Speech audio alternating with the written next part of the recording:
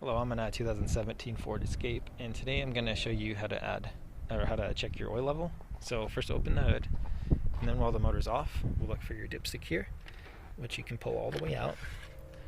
And then you can wipe it clean with a good rag or a paper towel, and then stick it all the way back in that hole.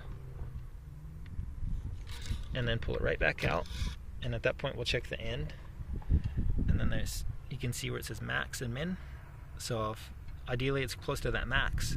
If it's closer to that minimum or below that, you definitely want to add some oil.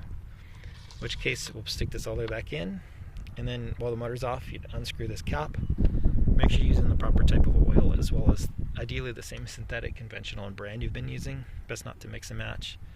But screw this off. With a funnel or straight from your quart jug, just fill as needed. Try not to overfill. Screw this back on nice and tight, and then you turn the motor on to circulate the new oil for like 10-20 seconds, and then turn it off, and then repeat the process we did in the beginning, where we pull this dipstick out, wipe it clean, and then stick it back in and pull it out to see the new level. And then all that said, don't do any of this in place of regular oil changes, which typically do between like 3,000 8,000 miles or so, depending on the oil type and recommended for your motor.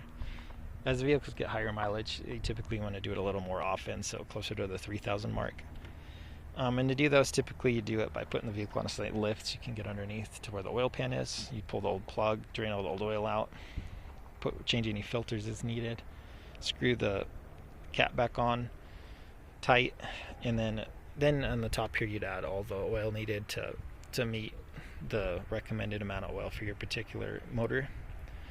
And screw this on tight, and then again turn the motor on to circulate the new oil, and I turn it off and double check you got the right level with the stick. But that said, you should be all set. Hope this was helpful. Hope you have a wonderful day.